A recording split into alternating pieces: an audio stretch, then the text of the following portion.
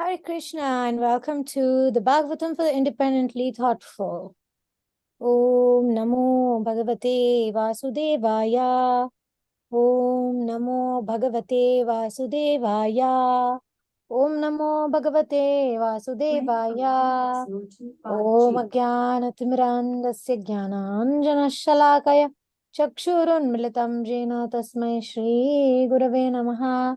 Nama Om Vishnupadaya Krishna Prishtaya Bhutale Srimate Bhaktivedanta Swami Niti Namane Namaste Saraswati Deve Gauravani Pracharine Nirvishesha Shunyavadi Paschatya Deshatarine Jai Shri Krishna Chaitanya Prabhu Nityananda Shri Advaita Gadadhara Shri Vasadi Gaura Bhakta Vrinda Hare Krishna Krishna Krishna Hare Hare Hare Rama Rama Hare Hare Grantara Srimad Bhagavatam ki jai, Srila Prabhupada ki jai. So we're continuing. Is this the right verse? 7:35, right?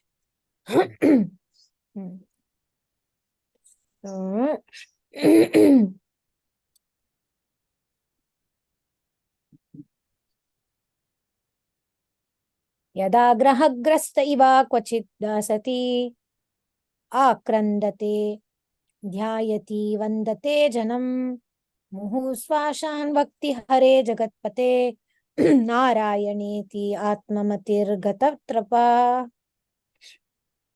When a devotee becomes like a person haunted by a ghost, he laughs and very loudly chants about the qualities of the Lord. Sometimes he sits to perform meditation and he offers respects to every living entity, considering him a devotee of the Lord. Constantly breathing very heavily, he becomes careless of social etiquette and loudly chants like a madman. Hare Krishna, oh my Lord, oh Master of the universe. Purport. When one chants the holy name of the Lord in ecstasy, not caring for outward social conventions, it is to be understood that he is Atmamati. In other words, his consciousness is turned toward the Supreme Personality of Godhead.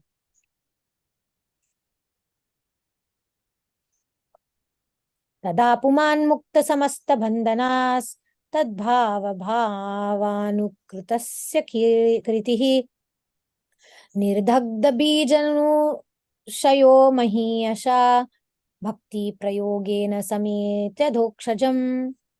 The devotee is then freed from all material contamination because he constantly thinks of the Lord's pastimes and because his mind and body have been converted to spiritual qualities. Because of his intense devotional service, his ignorance, material consciousness, and all kinds of material desires are completely burnt to ashes. This is the stage at which one can achieve the shelter of the Lord's lotus feet. Purport. When a devotee is completely purified, he becomes Anyabhilashita Shunya. In other words, all of his material desires become zero, being burnt to ashes, and he exists either as the Lord's servant, friend, father, mother, or conjugal lover. Because one thinks constantly in this way, one's present material body and mind are fully spiritualized, and the need for one's material body completely vanishes from one's existence. An iron rod put into fire becomes warmer and warmer. And when it is red hot, it is no longer an iron rod but fire. Similarly, when a devotee constantly engages in devotional service and thinks of the Lord in his original Krishna consciousness, he no longer has any material activities, for his body is spiritualized. Advancement in Krishna consciousness is very powerful, and therefore, even during this life, such a devotee has achieved the shelter of the lotus feet of the Lord. This transcendental ecstasy and transcendental ecstatic existence of a devotee was completely exhibited by Sri Chaitanya Mahaprabhu. In this regard, Srila Madhvacharya writes as follows. Tadbhava bhava tadyata swarupa bhaktihi kechid bhaktya vinrityanti gayanti cha yathepsitam kechid tushrim japanti eva kechid shobhaya karihi. The ecstatic condition of devotional service was completely exhibited by Sri Chaitanya Mahaprabhu, who sometimes danced, sometimes cried, sometimes sang, sometimes remained silent, and sometimes chanted the holy name of the Lord. This is perfect spiritual existence. We want to read a few verses and then I can do again. Dukshajalambamiha Shubhatmana Sharirina Samsriti Chakrashatanam Brahmanirvana Shukam Vidu Buddha Satrupajanam Hrideshwaram. The real problem of life is the repetition of birth and death, which is like a wheel rolling repeatedly up and down. This wheel, however, completely stops when one is in touch with the Supreme Personality who got it. In other words, by the transcendental bliss realized from constant engagement in devotional service, one is completely liberated from material existence. All learned men know this. Therefore, my dear friends, or sons of the Asuras, immediately begin meditating upon worshiping the super soul within everyone's heart. Generally, it is understood that emerging into the existence of Brahman, the personal feature of the absolute truth, one becomes completely happy. The word Brahma Nirvana refers to connecting with the absolute truth, which is realized in features. Brahmati, Paramatmati, Bhagavaniti, Sabdate. One feels Brahma Sukha, spiritual happiness, by merging into the person of Brahman, because the Brahma Jyot is the effulgence of the Supreme Personality of God. Yasya Prabha Prabhavato Jagalam Dakoti. Yasya Prabha, the impersonal Brahman, consisting of the rays of Krishna's transcendental body. Therefore, whatever transcendental bliss one feels from merging in Brahman is due to contact with Krishna. What is this sound in the back?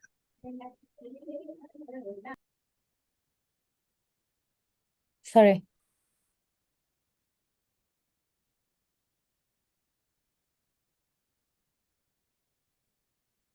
Therefore, whatever transcendental bliss one feels from merging in Brahman is due to contact with Krishna. Contact with Krishna is perfect Brahma Sukha. When the mind is in touch with the impersonal Brahman, one becomes satisfied, but one must advance further to render service to the Supreme Personality of Godhead, for one's remaining merged in the Brahman effulgence is not always assured. As it is said, Aruya Krichena Parampadam Tata Patam Tedo Nadrita Yushmadangraya. One may merge in the Brahman feature of the Absolute Truth, but there is a chance that one may fall because of not being acquainted with the doctrines of Vasudeva. Of course, such Brahma Bhuta, Brahma Sukha undoubtedly eliminates material happiness, but when one advances through impersonal Brahman and localized Paramatma to approach the Supreme Personality of Godhead, relationship with him as a servant, friend, parent, or conjugal lover, one's happiness becomes all-pervading. Then one automatically feels transcendental bliss, just as one becomes happy seeing the shining of the moon. One acquires nature happiness upon seeing the moon. One can see the Supreme Personality of God. One's transcendental happiness increases hundreds and thousands of times. As soon as one is very intimately connected with the Supreme Personality of God, then one surely becomes free from all material contamination. This cessation of all material happiness is called nirvriti or nirvana.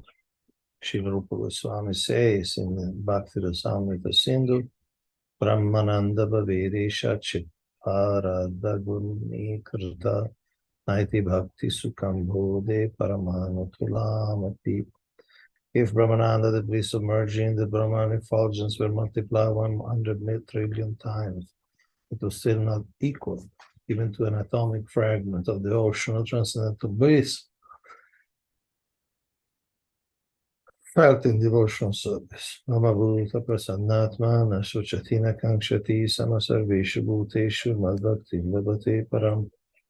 One who is transcendentally situated at once realizes the Supreme Brahman and becomes fully joyful. He never laments or desires to have anything. Equally disposed to all living entities. In that state, he attains pure devotional service unto the Lord. Gita 1854. One advances further from the Brahma Nirvana platform, one enters the stage of devotional service, Mad Bhakti Labhati Param. The word Adokshajalambam refers to keeping the mind always engaged in the absolute truth, who is beyond the mind and material speculation. Saravana Krishna Padara Vindayurot is the result of deity worship by constantly engaging in the service of the Lord and thinking on his lotus feet. One is automatically freed from all material contamination. Thus, the word Brahma Nirvana Sukha indicates that when one is in touch with the absolute truth, material sense gratification is completely nullified. Koti prayasa surabalaka parir upasani svi vichidravad sata usyatmana sakyu ashisha dehina samanyasaki vishayopapadamai. O friend, O my friends, sons of the Asuras, Supreme Personality of God in his super soul feature always exists within the course of the hearts of all living entities. Indeed, he is the well-wisher and friend of all living entities, and there is no difficulty in worshiping the Lord. Why then should people not engage in devotional service? Why are they so addicted to unnecessarily producing artificial paraphernalia for sense gratification? Purpose Prabhupada.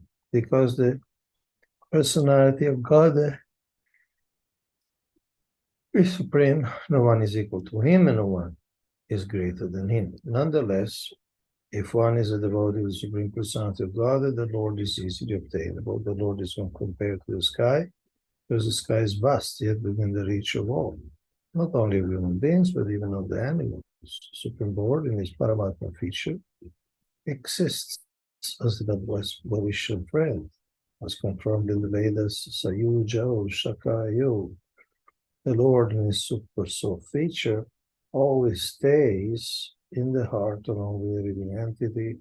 The Lord is so friendly to the living entity that he remains within the heart, so that one can always contact him without difficulty. One can do this simply by devotional service, Shravana, Kirtana, Vishnu, Smarana, Padasena. As soon as one hears of the Supreme Personality of God, the Krishna Kirtan, one immediately comes in touch with the Lord. The devotee immediately comes in touch with the Lord by any or all of the items of devotional service. Shravanam, Kirtanam, Vishnu, Smaranam, Padasevanam, Arshanam, Vandanam, Dasyam, Sakyamat, Manivedanam. Therefore, there is no difficulty in coming in contact with the Supreme Lord, Koti Prayasaha. On the other hand, going to hell requires great endeavor. If one wants to go to hell by illicit sex, meat eating, gambling, intoxication, must acquire so many things.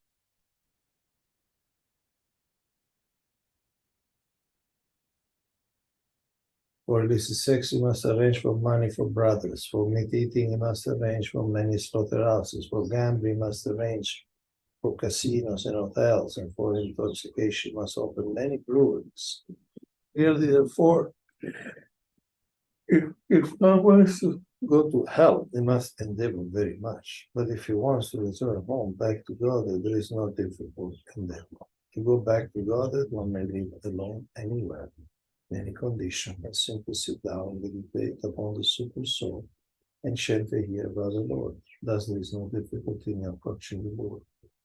Adanta Govi, Vishatam Tanisha. Because of inability to control the senses, one must go through great endeavor to go to hell. But if one is sensible, he can very easily obtain the favor of the Supreme Personality of God, because the Lord is always with him. By the simple method of Shravana and Kirtan Vishnu, the Lord is satisfied. Indeed, the Lord says, Patram Pushpam Param Toyam, Bhakti Parashatita, Daham Bhakti Paritam, Ashnami, Pratatmana. If one offers me with love and devotion a leaf, a flower, fruit, or fire, or water, I will accept it. Bhagavad Gita 9:26. One can meditate upon the Lord anywhere and everywhere. Thus, Prahlad Maharaj advises friends, the son of the demons, to take this path back home, back to God without difficulty. So please go on reading. Raya Matra Pasava Sutadayo Graha Mahi Kunjara Kosha Bhutaya Sarve Rata Kamakshana Bhangura Yusha Kurvanti Matsya Kiyat Priyam Chala. One's riches, beautiful wife and female friends, one's sons and daughters, one's residence, one's domestic animal like cows, elephants, and horses, one's treasury, economic development, and sense gratification. Indeed, even the lifetime in which one can enjoy all these material opulences are certainly temporary and flickering. Since the opportunity of human life is temporary, what benefit can these material opulences give to a sensible man who has understood himself to be eternal? Purport. This verse describes how the advocates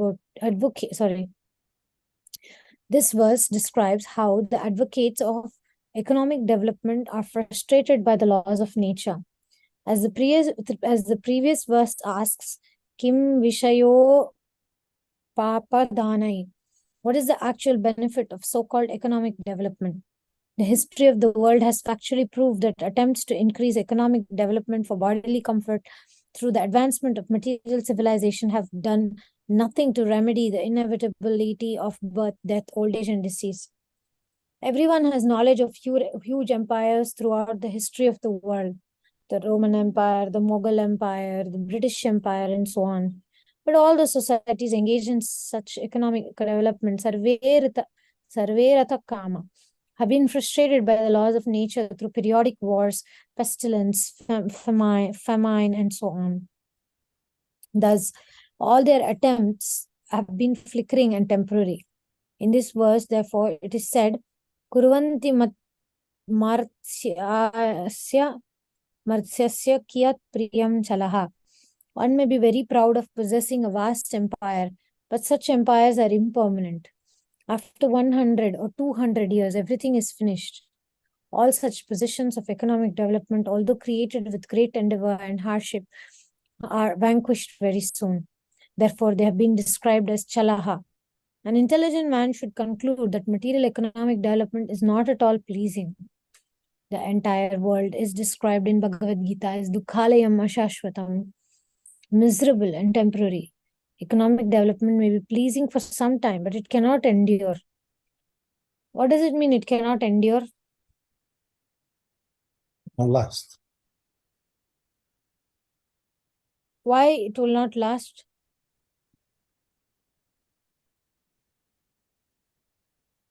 Can you read the sentence again? The entire economic Yeah. development may be pleasing for some time, but it cannot endure. Well, at the time of death, one leaves everything. So, Oh, in that sense, okay. Thus, many big businessmen are now very morose because they're being harassed by various plundering governments. In conclusion, why should one waste his time for so-called economic development, which is neither permanent nor pleasing to the soul? On the other hand, our relationship with Krishna, the Supreme Personality of Godhead, is eternal. Nitya Siddha Krishna Prema. The pure souls are eternally in love with Krishna. And this permanent love, either as a servant, a friend, a parent, or a conjugal lover, is not at all difficult to revive. Especially in this age, the concession is that simply by chanting the Hare Krishna Mahamantra, Hare Rama, Hare Rama, Hare Rama, Iva Kevalam, one revives his original relationship with God and thus becomes so happy that he does not want anything material. As enunciated by Sri Chaitanya Mahaprabhu, na dhanam, na janam, na sundarim, kavitam va jakadisha kamani. Very advanced devotee in Krishna consciousness does not want riches, followers, or possessions. Raya kalatram pashava sutadayo graha mahi kunjara kosha bhutaya. The satisfaction of possessing material opulences, although perhaps of a different standard, is available even in the lives of dogs and hogs, who cannot revive their eternal relationship with Krishna. In human life, however, our eternal dormant relationship with Krishna is possible to revive. Therefore, Prahlad Maharaj has described this life as Atharam. Consequently, instead of wasting our time for economic development, which cannot give us any happiness, if we simply try to revive our eternal relationship with Krishna, we will properly utilize our lives.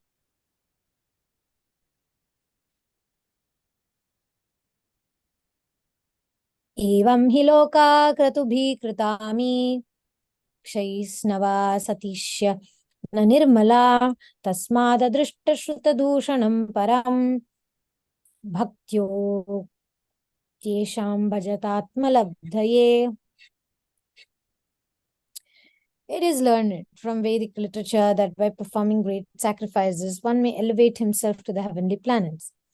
However, although life on the heavenly planets is hundreds and thousands of times more comfortable than life on Earth, the heavenly planets are not pure, nirmalam, or free from the taint of material existence. The heavenly planets are also temporary, and therefore they are not goal of life. The Supreme Personality of Godhead, however, has never been seen or heard or to possess inebriety. What is inebriety? Inebriety, like intoxication, confusion. Consequently, for your own benefit and self-realization, you must worship the Lord with great devotion as described in the relevant revealed scriptures. Purport. As stated in Bhagavad Gita, Shine Punyamartya Lokam Vishanti. Even if one is promoted to the higher planetary systems by performing great sacrifices, which are accompanied by the sinful acts of sacrificing animals, the standards of happiness in Svargaloka is also not free of disturbances. There's a similar struggle for existence even for the king of heaven, Indra.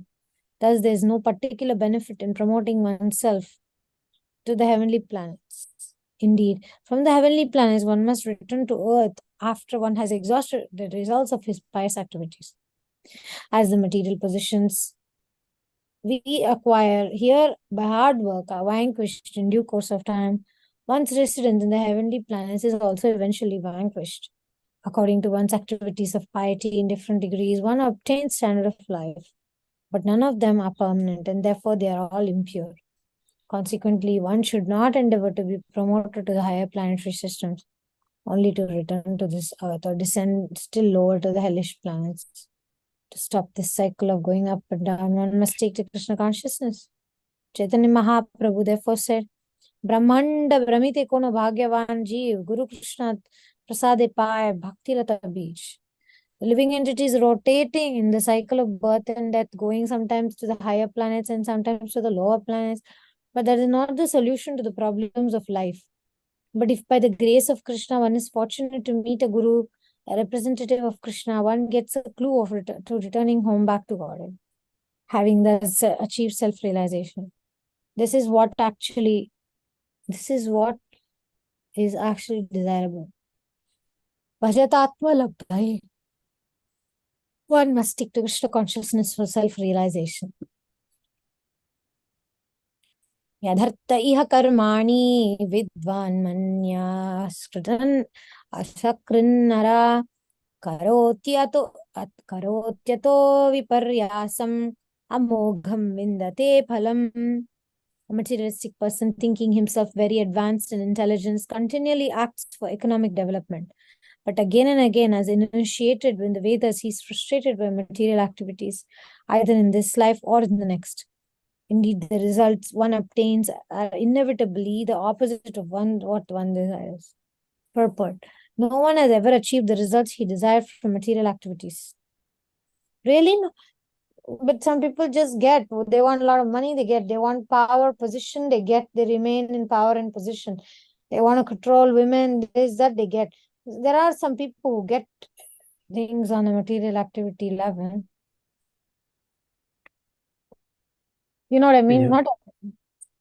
Not everybody is frustrated. There are a lot of people who they desire some material things, they get the results, they are, that's their capacity. Like you said yesterday when I asked you, you said that they don't have higher taste to relish maybe deeper scriptures and things. So what they relish is just the social things and this and that, materialistic activities, joking and making fun and trying different foods and just kind of superficial relations itself. They're very happy. Yeah, but here it says in the verse, is frustrated by material activities either in this life or in the next. Oh, in the next. On the contrary, everyone has been frustrated again and again. Therefore, one must not waste its time in such materialistic activities for sensual pleasure, either in this life or in the next. So many nationalists, economists, And other ambitious persons have tried for happiness individually or collectively, but history proves that they all have been frustrated. In recent history, we have seen many political leaders work hard for individual and collective economic development, but they have all failed. This is the law of nature, as clearly explained in the next verse.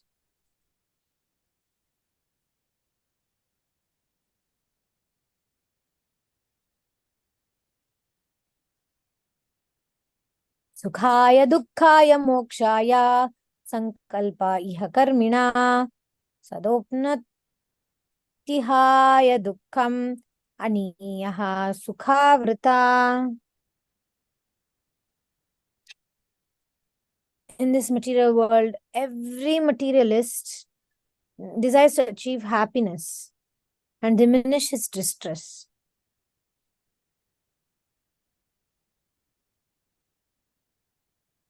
And therefore he acts accordingly. Actually, however, one is happy as long as one does not endeavor for happiness. As soon as one begins his activities for happiness, his conditions of distress begin. Every conditioned soul is bound by the laws of material nature. As described in Bhagavad Gita, Prakrite Kriyamanani Ganai Karmani Sarvasha. Everyone has achieved a certain type of body given by material nature according to the instructions of the Supreme Personality of Godhead. Ishvara Sarva Bhutanam Hridesha Arjuna Tishtati Brahmayan Sarva Bhutani Antarudani Mayaya. The Supreme Lord is situated in everyone's heart, O Arjuna, and is directing the wanderings of all living entities who are seated as on a machine made of material energy. Bhagavad Gita 1861. The Supreme Personality of Godhead, the Super Soul, is present in everyone's heart, and as a living entity desires, the Lord gives him facilities with which to work according to his ambitions in different grades of body. The body is just like an instrument by which the living entity moves according to the false desires for happiness and thus suffers the pangs of birth, death, old age, disease, and in different standards of life.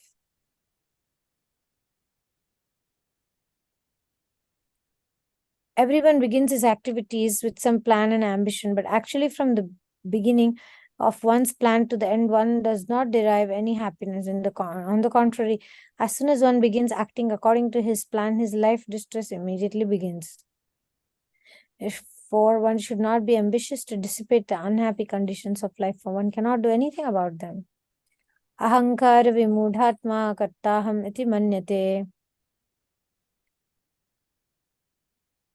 Although one is acting according to false ambitions, he thinks he can improve his material condition by his activities. The Vedas enjoin that one should not try to increase happiness or distress, for this is futile. Tasyaiva heto prayatena koveda. One should work for self-realization, not for economic development, which is impossible to. It's impossible to improve. Without endeavor, one can get the amount of happiness and distress for which she is destined to improve. Without endeavor, one can get the amount of happiness and distress for which he is destined, and one cannot change this. Therefore, it is better to use one's time for advancement in the spiritual life of Krishna consciousness. One should not waste his valuable life as human being. It is better to utilize his life for developing Krishna consciousness without ambitions for so-called happiness.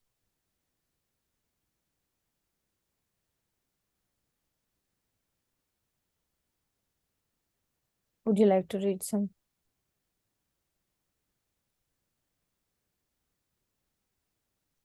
Kamyate kamya yadartamya purusha savaidehastu parakyo banguro yatipai picha. When the entity desires comfort for his body, it makes many plans for this purpose, but actually the body is the property of others. Indeed, the perishable body embraces the living entity and then leaves him aside. Prabhupada, everyone desires comfort for his body and tries to make suitable situation for this purpose, forgetting that the body is meant to be eaten by dogs, jackals, or moths, and thus turned into useless stool, ashes, or earth. The living entity wastes his time in a futile attempt to gain material possessions for the comfort of one body after another.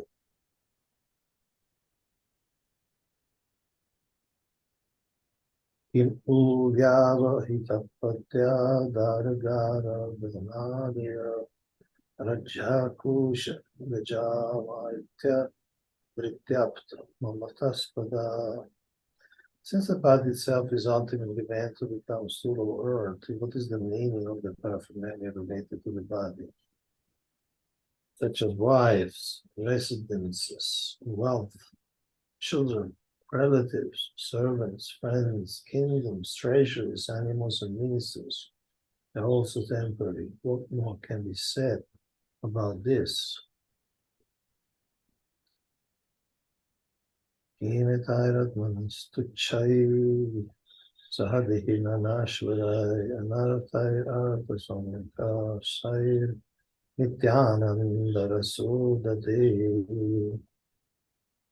this paraphernalia is very near and dear as long as the body exists.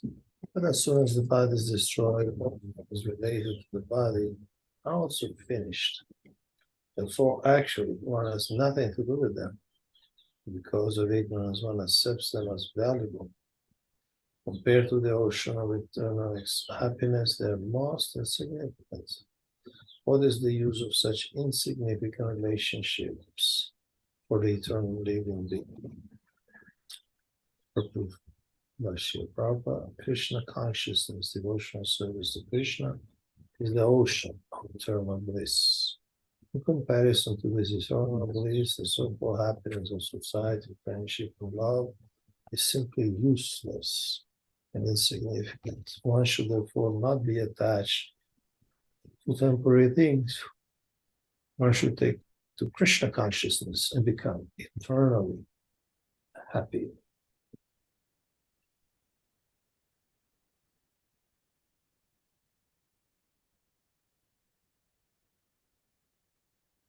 Rupyatam nihasvartha kiyam dehabrito sura nike nishikadishva vastasu vishyamanasya karmavi. Dear friends or sons of the asuras, living entities receive different types of bodies according to previous fruitive activities. Thus is seen to suffer with reference to his particular body in all conditions of life. Beginning with this infusion into the womb.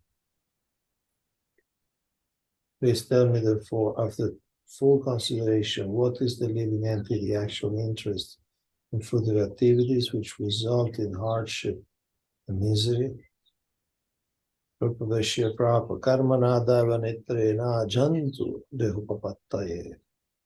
The living entity receives a particular type of body according to his karma of fruitive activities. The material pleasure derived in the material world from one's particular body is based on sexual pleasure.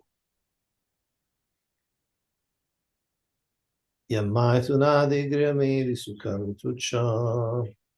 entire world is working so hard only for sexual pleasure. To enjoy sexual pleasure, maintain the status quo of material life, one must work very hard. And because of such activities, one prepares himself for another material body. Brahmaraj places this matter to his friends, the Asuras, for their considerations. Asuras generally cannot understand that the objects of sense pleasure, the so-called pleasure of materialistic life, depend on extremely hard labor.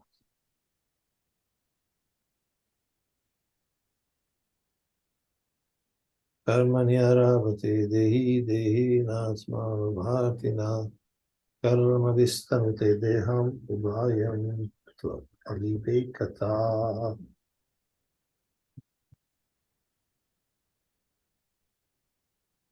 Khushbu very rarely says anything, right? Or asks any questions. She doesn't have any Maybe questions. she can read if she likes, if she's at. Pushpa, would you like to read? Okay.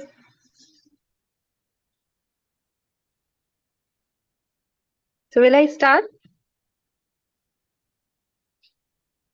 But you can start from the translation, verse 47. Yes. Translation. The living entity who has received his present body because of his past fruitive activity may end the result of his action in this life. But this doesn't mean that he is liberated from bondage to material bodies. The living entity receives one type of body, and by performing actions with that body, he creates another. Thus, he transmigrates from one body to another through repeated birth and death because of his gross ignorance. Purport by Srila Prabhupada. The living entity's evolution through different types of bodies is conducted automatically by the laws of nature in bodies other than those of human beings. In other words, by the laws of nature, praktera kriya mannani. The living entity evolves from lower grades of life to the human form. Because of his developed consciousness, however, the human being must understand the constitutional position of the living entity and understand why he must accept a material body. This chance is given to him by nature. But if he nonetheless acts like an animal, what is the benefit of his human life? In this life, one must select the goal of life and act accordingly. Having received instructions from the spiritual master and the Shastra, one must be sufficiently intelligent. In the human form of life, one should not remain foolish and ignorant, but must inquire about his constitutional position. This is called Atato Brahma Jigyasa. The human psychology gives rise to many questions, which various philosophers have considered and answered with various types of philosophy based upon mental concoction. This is not the way of liberation. The Vedic instructions say, Tad vijanartham sa gurum evam bhi gachet. To solve the problems of life, one must accept a spiritual master. Tasmad gurumam prapadyata jignasu shreya uttamam. If one is actually serious in inquiring about the solution to material existence, one must approach a bona fide guru.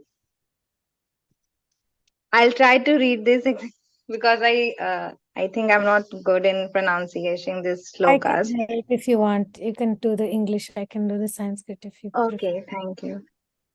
तद्विधि प्रणिपातेन परिप्रश्नेन सेवया उपदेक्षन्ति ते ज्ञानं ज्ञानिनस्तत्त्वदर्शिनः. Just try to learn the truth by approaching a spiritual master. Inquire from him submissively and render service unto him. The self-realized soul can impart knowledge unto you because he has seen the truth. Bhagavad Gita 4.34. One must approach a bona fide spiritual master by surrendering himself, prani patena, and rendering service. An intelligent person must inquire from the spiritual master about the goal of life. A bona fide spiritual master can answer all such questions because he has seen the real truth. Even in ordinary activities, we first consider gain and loss, then we act. Similarly, an intelligent person must consider the entire process of material existence and then act intelligently, following the directions of the bona fide spiritual master.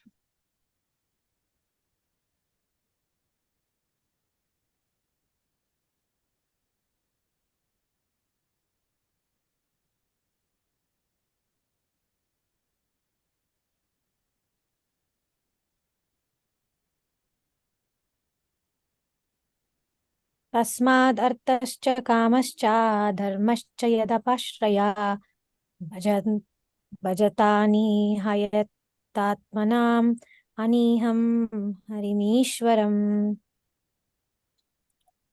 Translation. The four principles of advancement in spiritual life, dharma, artha, kama, and moksha, all depends on the disposition of Supreme Personality of Godhead. Therefore, my dear friends, follow in the footsteps of devotees.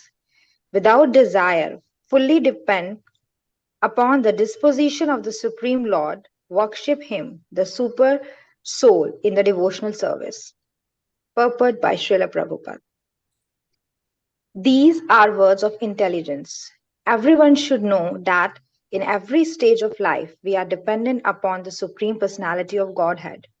Therefore, the dharma, religion, which we accept should be that which is recommended by Prahlad Maharaj, Bhagavata Dharma. This is the instruction of Krishna. Sarva dharmana paritajya mamam ekam shranam vraja. To take shelter of the lotus feet of Krishna means to act according to the rules and regulation of Bhagavata Dharma, devotional service.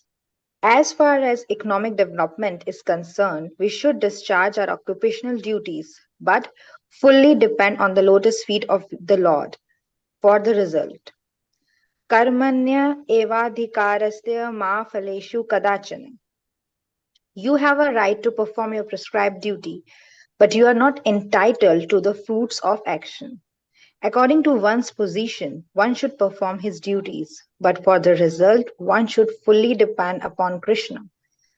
Narottama Das Thakur sings that our only desire should be to perform the duties of Krishna consciousness. We should not be misled by karma mimamsa philosophy, which concludes that if we work seriously, the results will come automatically. This is not a fact. Uh, the ultimate result depends upon the will of the Supreme Personality of Godhead. In devotional service, therefore, the devotee completely depends upon the Lord and honestly perform his occupational duties. Therefore, Prahlad Maharaj advised his friends to depend completely on Krishna and worship him in devotional service. Any comments, Ray?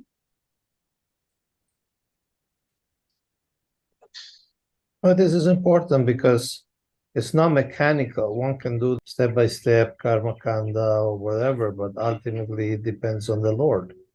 It's not like an automatic thing, like the karma mimamsaks believe that this is like the false philosophy Krishna was speaking to the Vrajvasi before the last time of Govardhan Hill, that they were worshipping Indra, but Krishna started to say, no, Indra gives water anyway, even on the ocean, so you just perform your duty, everything will come, no need to worship. But in fact, the Lord is in control.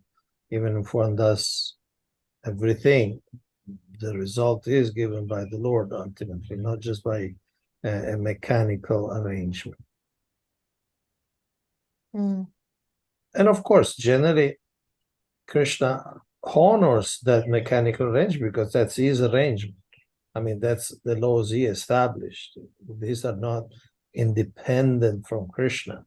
So he established those laws and generally let them go. I mean, but we need to understand that he's still in charge.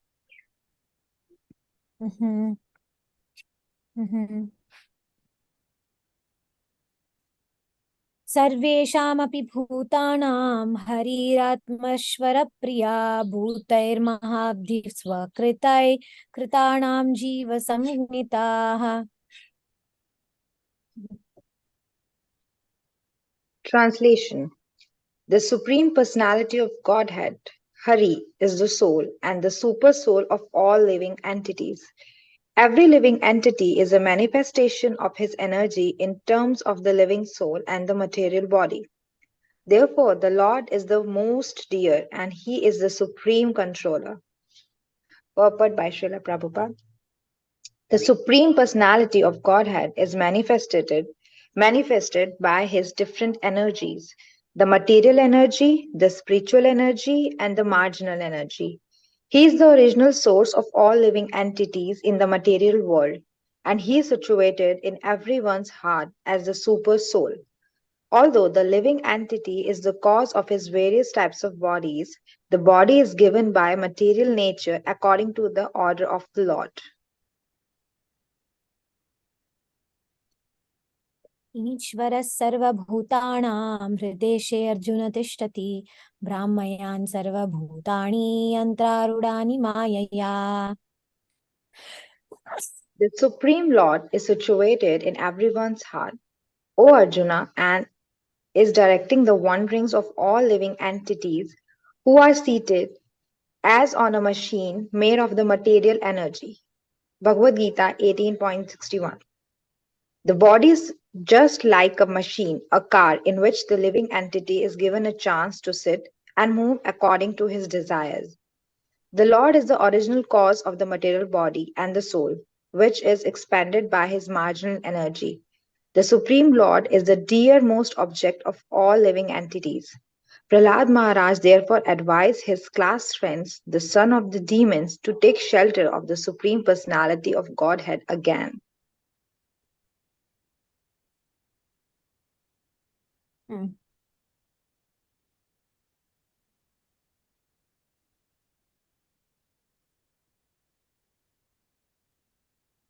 देवासुरो मनुष्यो वा यक्षो गन्धर्व एव वा भजन् मुकुन्द चरणं स्वस्तिमान् स्याद् यथा वयाम्.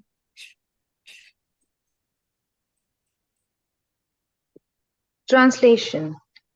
If a demigod, demon, human being, yaksha, gandharva, or anyone within this universe renders service to the lotus feet of Mukunda, who can deliver liberation, he is actually situated in the most auspicious condition of life, exactly like us, the Mahajanas headed by Prahlad Maharaj. Prahlad Maharaj, by his living example, requested his friends to engage in devotional service, whether in demigod society, asura society, human society, or Gandharv society. Every living entity should take shelter of the lotus feet of Mukunda and thus become perfect in good fortune. Beautiful.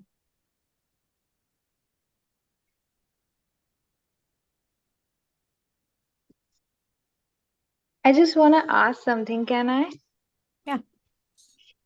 I just want to ask that he said we take shelter of the lotus feet of God, and basically we all, whether the people follow Krishna consciousness or not, everybody says yes, God is like he's the supreme. But how it actually look like, just totally and fully following Krishna consciousness is actually look like taking shelter of the lotus feet of Krishna. Because there are so many people, whether who are in Krishna conscious or not. Like me, like I always say, okay, I take shelter of Krishna.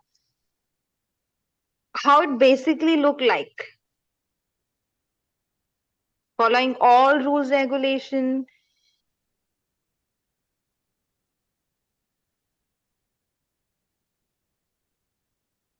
Whom are you asking? Both of us, you can answer. Well, I'm not sure I understand the question. In other words, how does taking shelter in Krishna look like? Huh? Yeah. Yes. Actually, the people who follow Krishna consciousness and the people who are not following Krishna consciousness, everybody says that yes, Lord is supreme and yes, He is the one. But there's a difference.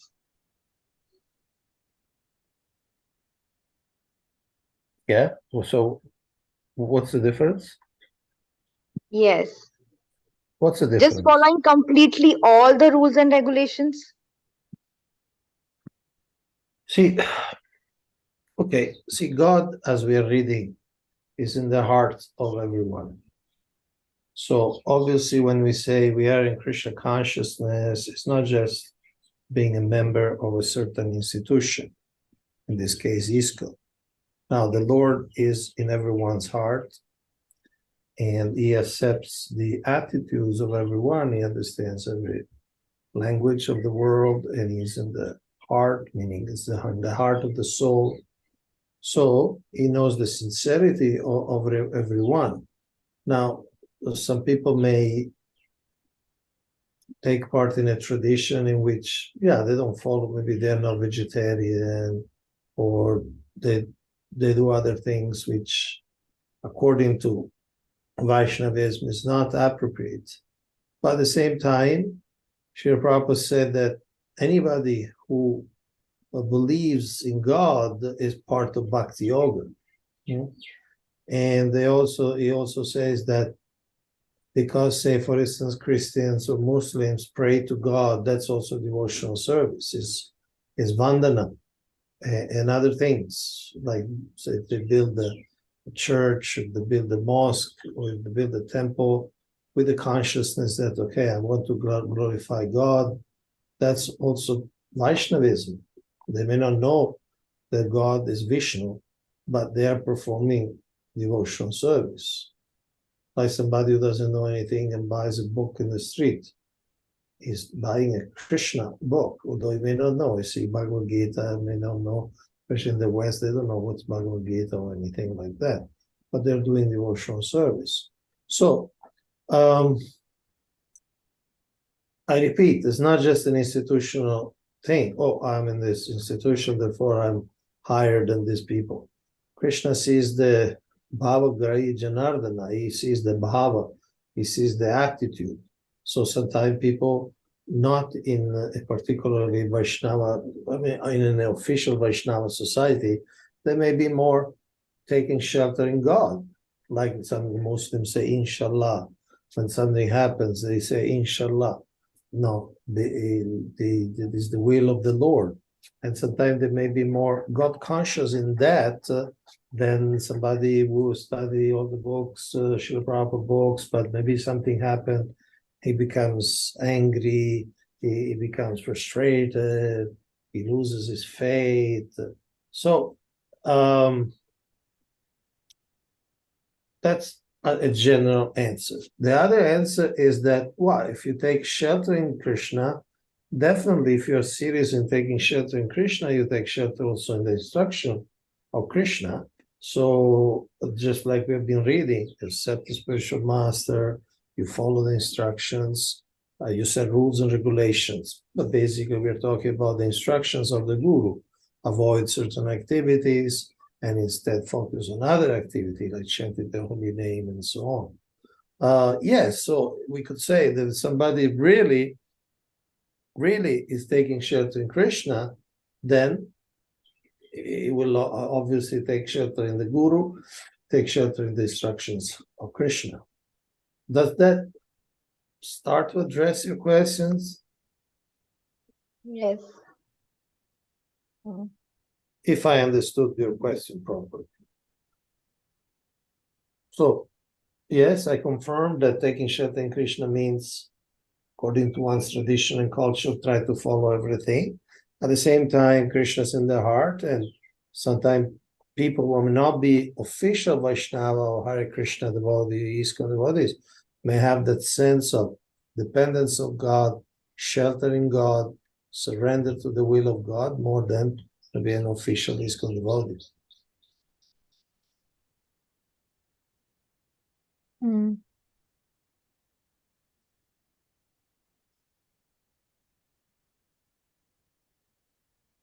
Want to add anything?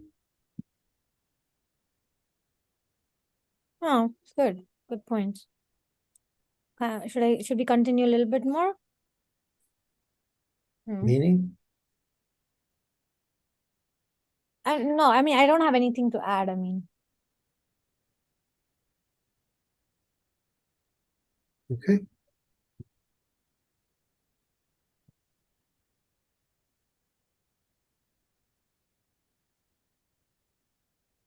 So we go to the next. okay.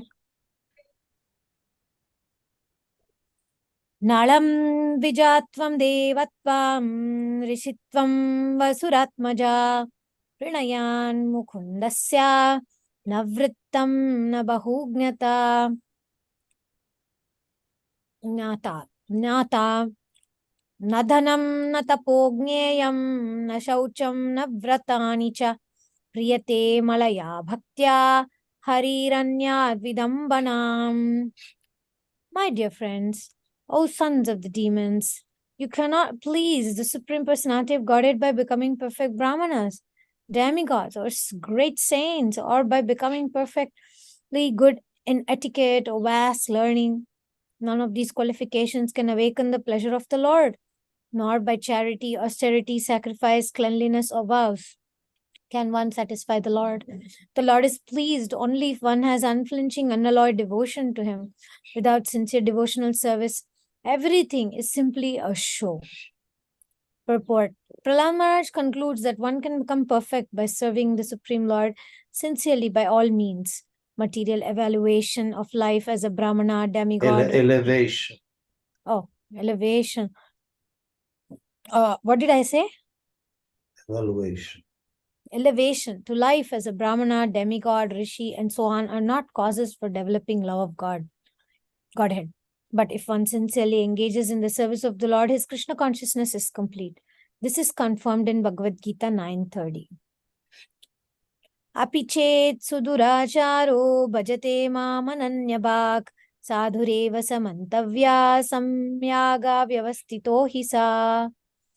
Even if one commits the most abominable actions, if he is engaged in devotional service, he is to be considered saintly because he is properly situated. To develop unalloyed love for Krishna is the perfection of life. Other processes may be helpful, but if one does not develop his love for Krishna, these other processes are simply a waste of time. Dharmasvanustita pumsham vishvaksena katasuyah notpadayed yadiratim shrama eva hi kevalam. Duties, dharma, executed by men, regardless of occupation, are only so much useless labor if they do not provoke attraction for the message of the Supreme Lord. The test of perfection is one's unalloyed devotion to the Lord.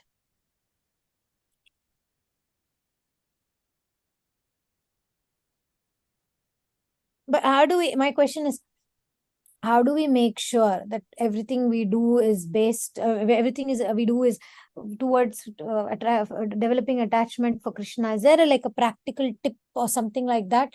Because it may not come naturally, but how do we arrange our lives in a way that it can happen? Well, see, this is part of the second chapter of the Bhagavatam. This Shamayva Kevalam verse. It's explained that by serving the devotees of the Lord, Shushusha Dadana Syava Sudeva Pitarachi, Shamat Sevaya Vipra Punya Tirtha Nishivanat. So it's said that by serving the devotee, one is developing attraction for hearing about Krishna. So we need to see, are we developing attraction? So if we are not, it means we are not really serving the devotees so well. Or we are doing with the very superficial consciousness or for other motivations. So there are the instruction of the spiritual master, there are the instruction of Shastra, and there is introspection. So we should know if we are on the path properly or not. It's not a mystery. Plus, if somebody is on the path properly, you will feel satisfied. You will feel happy in the heart. That's why I said it's a science of devotional service. Obviously, somebody is not happy, means there's something wrong. Unless, of course, the spiritual anxiety, like Srila Prabhupada was in Kenya and the work in Juhu was not going on because they were cheating, they were giving bogus cement bags, and so they were building a column, and then the column would just dissolve. That's different. If there is some specific devotional anxiety or devotional fear, or that's different. But in general, the devotee is, if he's on the right path and he's doing everything, he should be happy. Mm-hmm.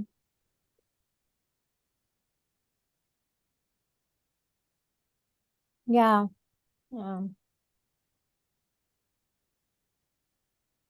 Okay.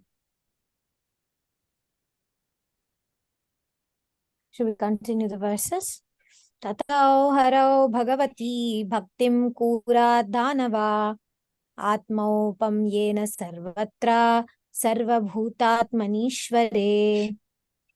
My dear friends, O sons of the demons, in the same favorable way that one sees himself and takes care of himself, take to devotional service to satisfy the Supreme Personality of Godhead, who is present everywhere as a super soul of the living entities. The word Atma Paumyena refers to thinking others to be like oneself. One can very intelligently conclude that without devotional service, without becoming Krishna conscious, one cannot be happy. Therefore, the duty of all devotees is to preach Krishna consciousness everywhere, all around the world, because all living entities without Krishna consciousness are suffering the pangs of material existence. To preach Krishna consciousness is the best welfare activity. Indeed, it is described by Sri Chaitanya Mahaprabhu as para upakara, work for the true benefit of others. The activities of para upakara have been especially entrusted to those who have given birth in India as human beings. Who have taken birth in India, sorry, not given birth. Bharata bhumi te haila manushya janma yara janma sartaka kari kara para upakara. Chaitanya Charitamrita Adi Leela 941. The entire world is suffering for want of Krishna consciousness. Therefore, Sri Chaitanya Mahaprabhu advised all human beings born in India to make their lives perfect by Krishna consciousness and then preach the gospel of Krishna consciousness all over the world so that others may become happy by executing the principles of Krishna consciousness. Daiteya yaksha rakshamsi striya shudra vrajaukasha khaga mriga papa jiva shanti achyutam gata. Would you like to continue reading? Either of you, any of you? Okay, I can. Will I start? Yeah, please. Okay. Translation. O my friends, O son of demons, everyone, including you, the yakshas and the rakshasas, the unintelligent women, shudras, and cohort men, the birds, the lower animals, and the sinful living entities, can revive his original eternal spiritual life and exist forever simply by accepting the principles of Bhakti Yoga, purport by Srila Prabhupada. The devotees are referred to as Achyuta Gotra or the dynasty of the Supreme Personality of Godhead. The Lord is called Achyuta, as indicated in Bhagavad Gita, Sneor Ubhayor Madhye Ratham Sthapaye Me Chuta. The Lord is infallible in the material world because he is the supreme spiritual person. Similarly, the jivas who are part and parcel of the Lord can also become infallible. Although the Prahlad's mother was in the conditional state and was a wife of demon, even yakshas and rakshasas, women, shudras, and even birds and other lower living entities can be elevated to the Achyuta Gotra, the family of the Supreme Personality of Godhead. That is the highest perfection. As Krishna never falls, when we revive our spiritual consciousness, Krishna consciousness, we never fall again to material existence. One should understand the position of the Supreme Achyuta Krishna, who says in Bhagavad Gita 4.9, Janma karma cha me divyam evam yo vetti tatvata tyaktva deham punar janma naiti mameti sorjuna.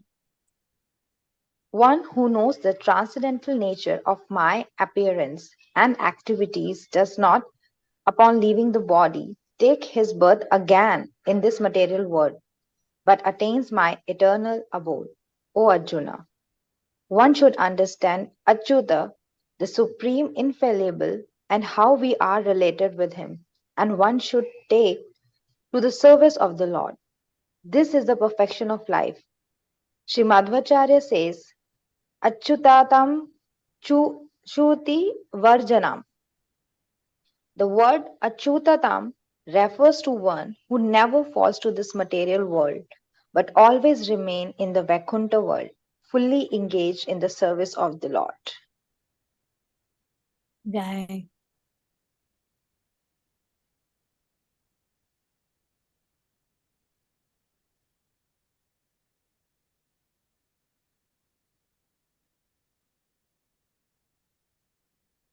This morning, when we were studying Vishnu Sahasranam, I was studying how the names of the Lord, they are like, it's not of this world, and therefore they never die. It's like, in this material world, everything has end, right? Everything has like its death. But the holy names of the Lord never has death. It's always like, it's eternal, and it's never has death, never sees death. I was reading that.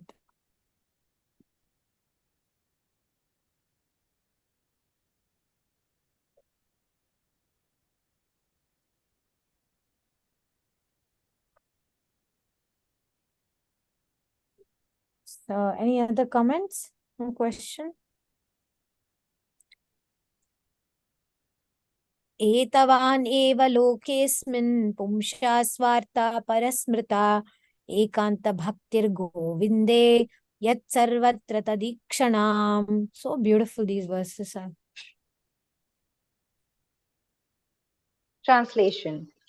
In this material world, to render service to the lotus feet of Govinda, the cause of all causes, and to see him everywhere is the only goal of life. This much alone is the ultimate goal of human life, as explained by all the revealed scriptures. Purport by Srila Prabhupada. In this verse, the words Sarvatra Tad Ikshanam describe the highest perfection of devotional service, in which one sees everything with reference to Govinda's activities. The highly elevated devotee never sees anything unrelated to Govinda.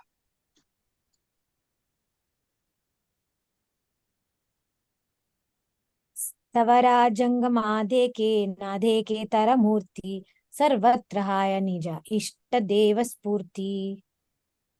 The Mahabhagavata, the advanced devotee, certainly sees everything mobile and immobile, but he does not exactly see their forms. Rather, everywhere he immediately sees manifest the form of Supreme Lord. Chaitanya Charitamrita Madhya 8.274. Even in this material world, a devotee does not see materially manifested things. Instead, he sees Govinda in everything. When he sees a tree or human being, a devotee sees them in relation to Govinda. Govindam Adi Purusham. Govinda is the original source of everything. ईश्वरा परमा कृष्णा सच्चिदानंद विग्रहा अनादिर आदिर गोविंदा सर्वकारण कारणम. Krishna, who is known as Govinda, is the supreme controller. He has an eternal, blissful spiritual body. He is the origin of all. He has no other origin, for he is the prime cause of all causes. Brahma Samhita 5.1. The test of a perfect devotee is that he sees Govinda everywhere in this universe, even in every atomic particle. Anandatrastha Parmanu Chayantarastham. Chayantarastham. This is the perfect vision of a devotee. It is therefore said, नारायणमयं धीरा पश्यन्ति परमार्थिना जगद्धानमयं लुब्धा कामुकौ कामिनीमयाम्.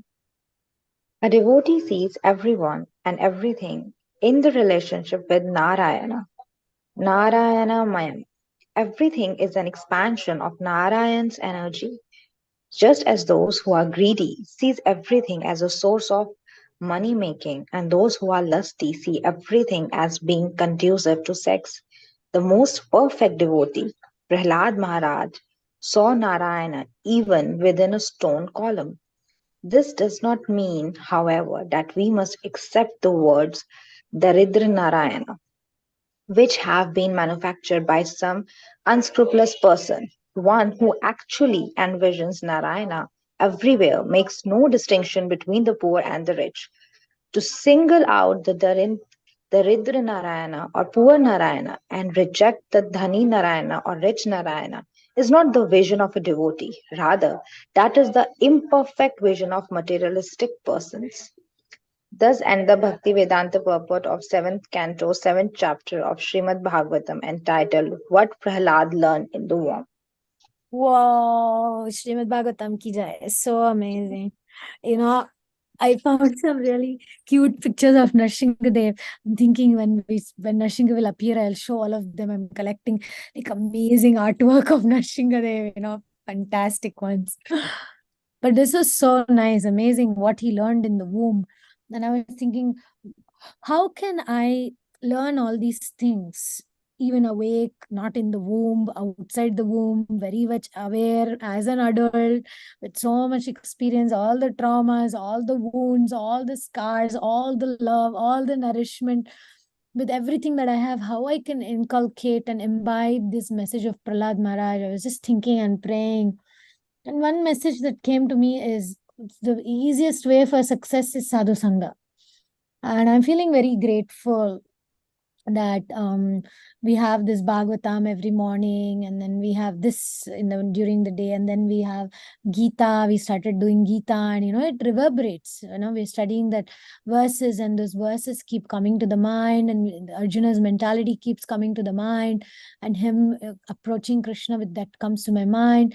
I was having a little bit of a what do you call it, glitch in my service.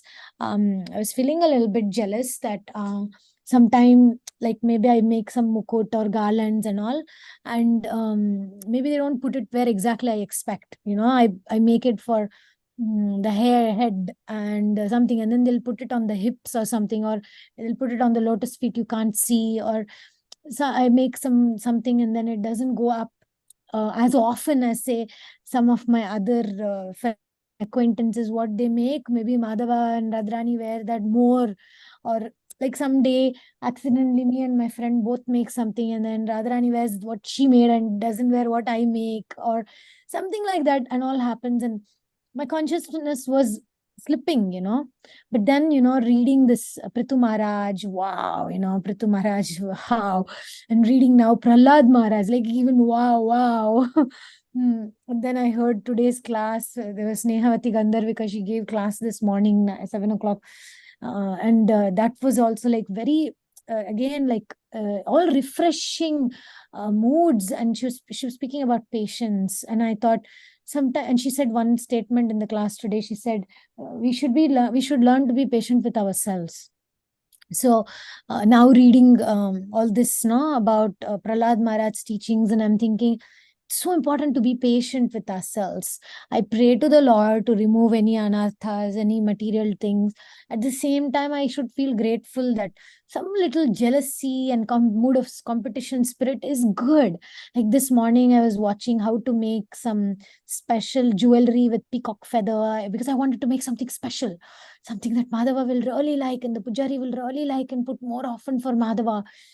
And then I was thinking, it's good. This kind of competition is healthy, because it gets me off my backside and keep moving and sleep less, and like space out less.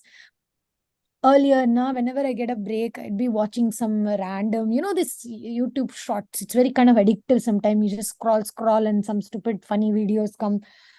But now I'm like, no, I want to watch crafts so that I can make nice jewelry.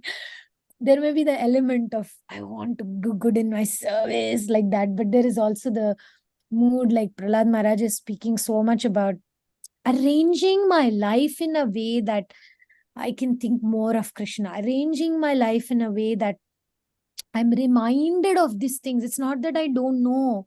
I read these things. Sometimes I even gave class on the 7th canto, but I don't like, it's not impressioned on my samskara. Whereas my anarthas for lifetimes I've been cultivating. For lifetimes I've taken shelter of jealousy or insecurity or fear and all that. So it's not easy, that it's not going to go off in overnight. It needs patience to work on it. So yeah.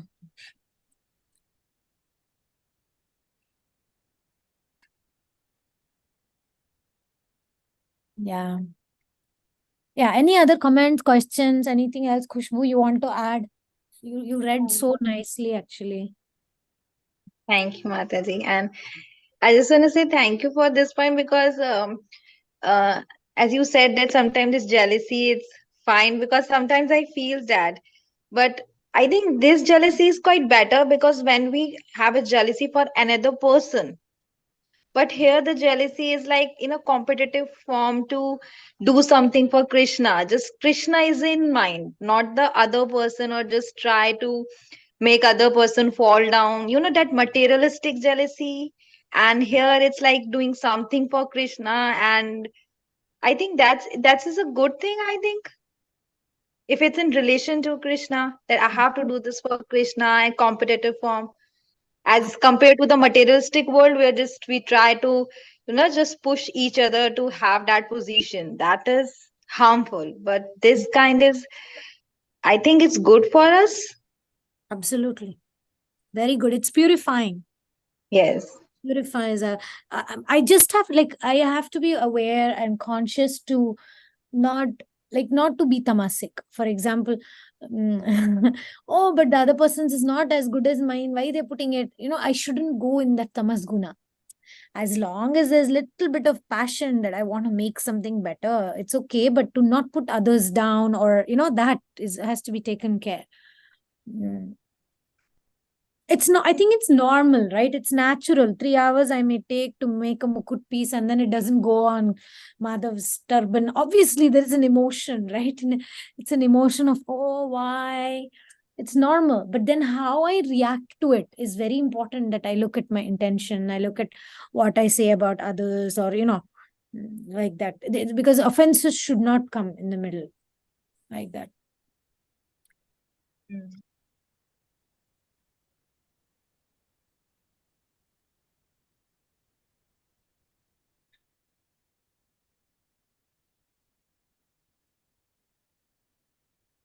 Oh, are we going to the next chapter?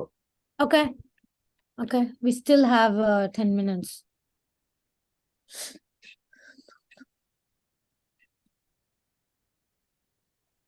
Hare Krishna, Mataji, please share the summary how he learned because I missed the part. I joined late.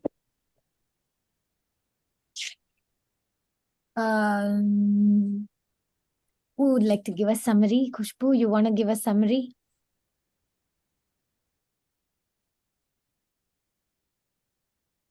Okay, I'll try Okay. because I also have joined half an hour late actually. So, want me to give a little? Yeah. Okay. So till now, this was of Bhagavatam. Prahlad Maharaj is telling that how we should arrange our life, our routines in such a way that uh, we should see Krishna in everything, and we should take complete shelter of Krishna. And the perfection of life is uh, to fully surrender to Krishna, to do devotional service. And there's one thing in the verse is, which Prahlad Maharaj says that the perfection is to have that Achyuta Gotra. That is, we have, it's not that we, which, um, we are with family to belong. The perfection is to belong to the Achyuta Gotra. That means to have that position of eternal, like God. And um he basically and he asks his all demons that it's not just restricted to normal living beings, it's to every, like yakshas, rakshasas, gandharva, everyone, each one of us has to take the shelter of Lord and do devotional service. So this much in a nutshell.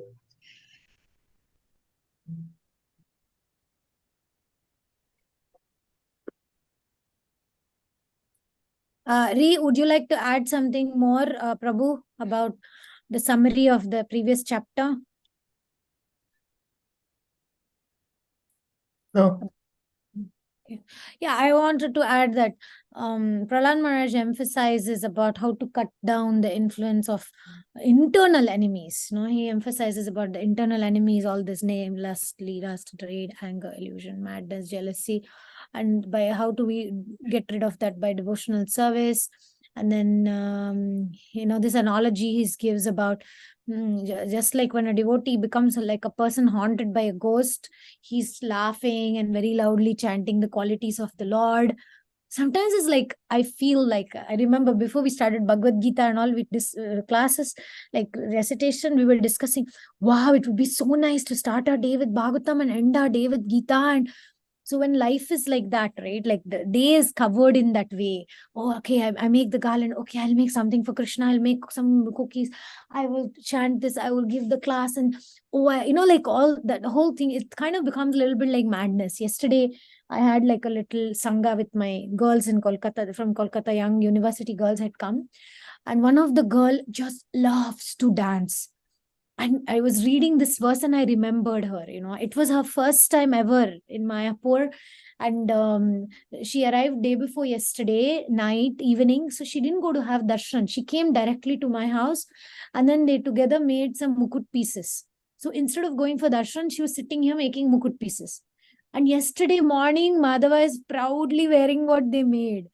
She was totally in ecstasy. And this girl loves to dance.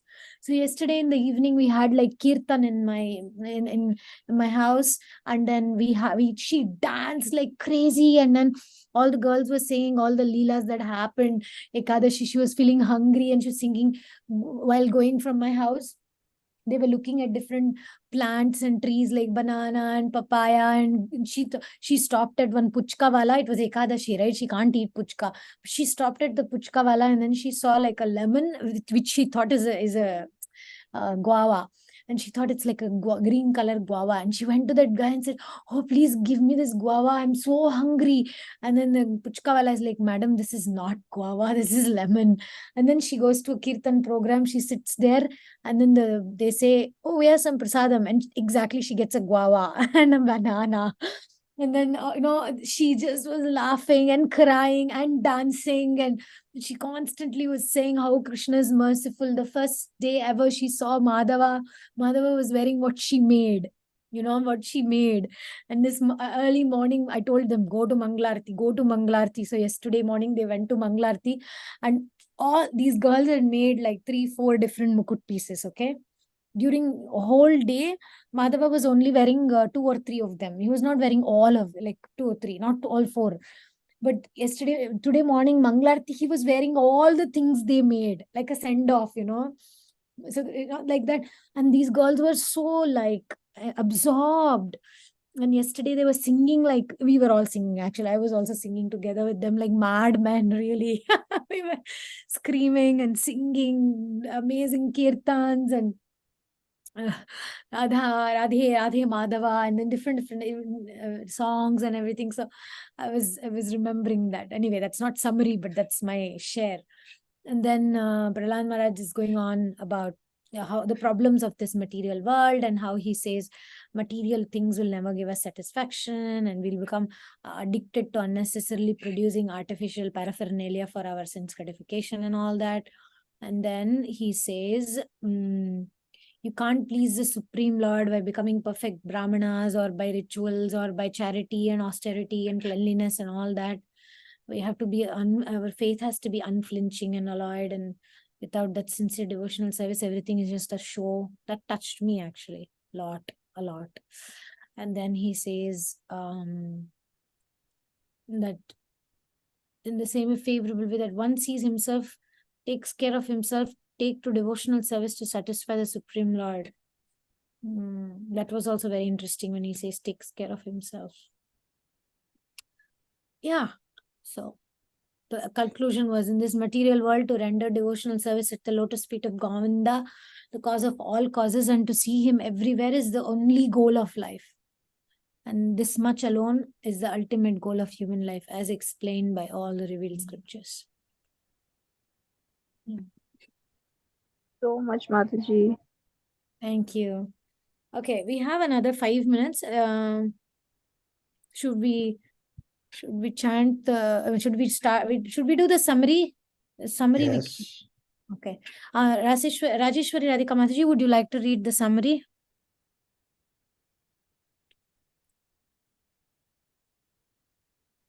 Okay. Chapter 8, Lord Narasimhadev slays the king of the demons. As described in the chapter, Hiranyakashipu was ready to kill his own son Prahlad Maharaj. But the Supreme Personality of Godhead appeared in front of the demon as Sri Narkeshari, half lion and half man, and killed him. Following the instructions of Prahlad Maharaj, all the sons of the demon became attached to Lord Vishnu, the Supreme Personality of Godhead. When this attachment became pronounced, their teachers Shanda and Amaraka were very much afraid that the boy would become more and more devoted to the Lord. In a helpless condition, they approached Hiranyakashipu and described in detail the effect of Prahlad's preaching. After hearing of this, Hiranyakashipu decided to kill his son Prahlad. Hiranyakashipu was so angry that Prahlad Maharaj fell down at his feet and said many things just to pacify him. But he was unsuccessful in satisfying his demoniac father. Hiranyakashipu, as a typical demon, began to advertise himself as being greater than the Supreme Personality of Godhead.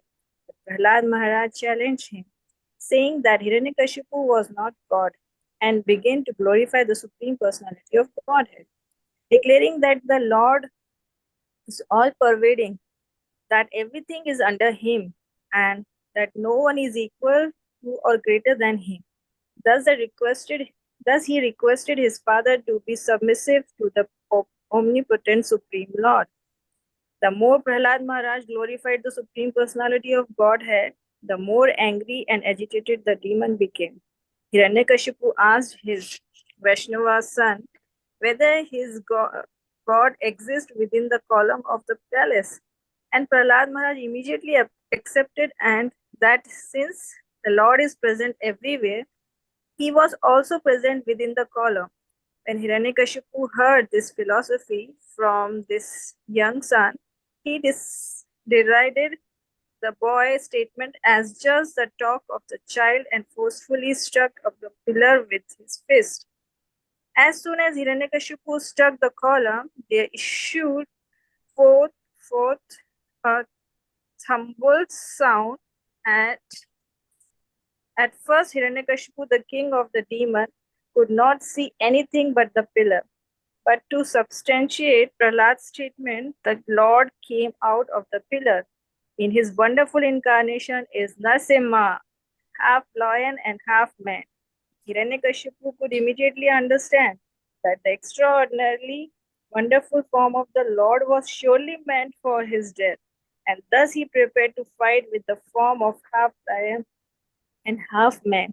The Lord performed his pastime by fighting with the demon for some time, and in the evening, on the border between day and night, the Lord captured the demon, threw him on his lap, and killed him by piercing his abdomen with his nails. The Lord not only killed Hiranyakashipu, the king of demons, but also killed many of his followers. When there was no one else to fight, the Lord, roaring with anger, sat down on Hiranyakashipu's throne. The entire universe was revealed of the rules of Hiranyakashipu, and everyone was jubilant in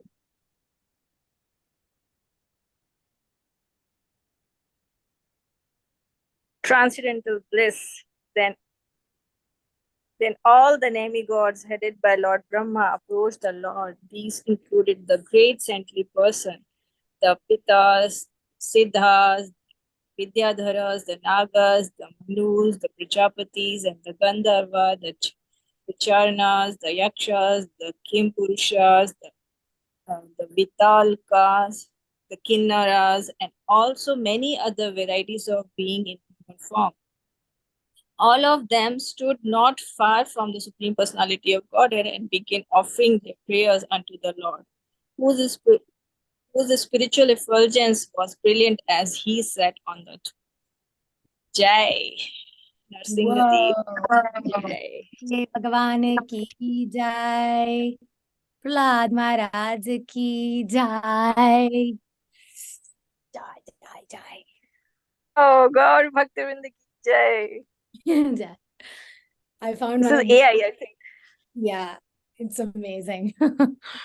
I mean, I found some more cute, like nice, cute pictures. Let me see if I can show you. This was one of them. I mean, these are all AI generated images. Oh, I don't know if you can see it. Oh, it's not showing up. Oh, I have to open it, then it will show up. Okay, one more picture.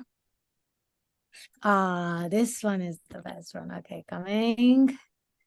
This is also like graphic.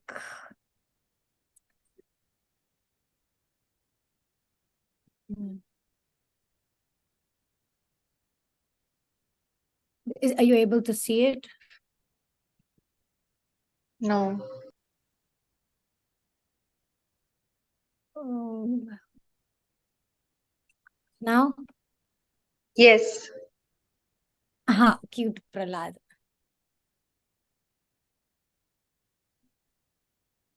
वासौ यति सर्वत्र तस्मात् स्तम्भेन दृश्यते हा हरि सर्वत्र स सर्वत्र स्तम्भेन दृश्यते सत्यं विधातुं निजभृत्या भाषितं व्याप्तिं च भूतेष्वखिलेषु चात्मनः अदृश्यतम् अत्यद्भुतरूपमुद्भवं स्तम्भे सभाया न मृगं न मानुषं न मृगं न मानुषम्. Just to make Prahlad Maharaj's words come true, he jumps out of that pillar. How amazing our Lord is. You know that Narsinghadev is, Rupa Goswami describes that Narsinghadev is the avatar of Vatsalya Rasa. Yes. You mentioned, I think, in one of our talk, you were mentioning this. I find that to be so fascinating. Yeah. All right. So see you today for Gita class.